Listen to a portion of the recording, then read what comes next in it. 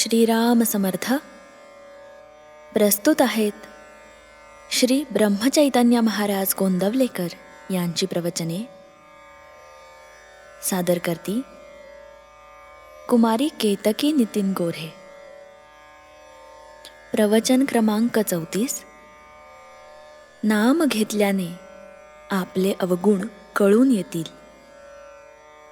जगातील अनेक साधने जरी पाहिली तरी त्या सर्व साधनांची पहिली पायरी ही की मनुष्याला त्याचे अवगुण दिसू लागणे.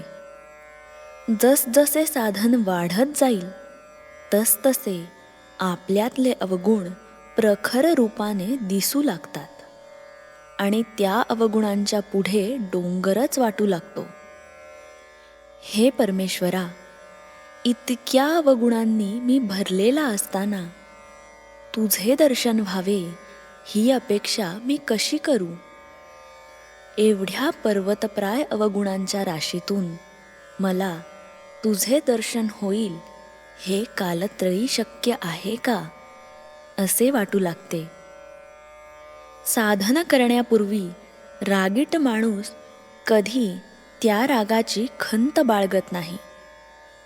किंबहुना तो अवगुण आहे हे मुळी त्याला पटतच नाही. तो म्हणतो व्यवहारात असा दरारा पाहिजेच, त्याच्याशिवाय कसे चालेल. एक साधक मला म्हणाला की अलीकडे मला फार राग येऊ लागला आहे. वास्तविक तो राग आताच येऊ लागला असे नसून पूर्वीपासूनच तो त्याच्याजवळ होता, परंतु साधन करू लागल्यापासून त्याला जाणीव होऊ लागली आहे. किंवा क्रोध वाईट आहे हे आता त्याला कळू लागले आहे इतकेच. एक लग्नाचा मुलगा होता. त्याने बऱ्याच मुली पाहिल्या, पण एकही त्याच्या मनास येईना. त्याचे आई वडील कंटाळून त्याला म्हणाले, तुला मुलगी पसंत पडू दे, मग आम्ही पुढचे काय करायचे ते ठरवू. ते काही मुलगी पाहायला बरोबर जात नसत. त्या मुलाची मोठी बहीण होती, तीच त्याच्याबरोबर जात असे.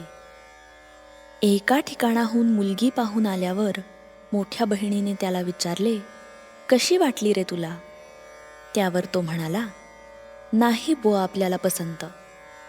मोठी बहीण चाणाक्ष होती.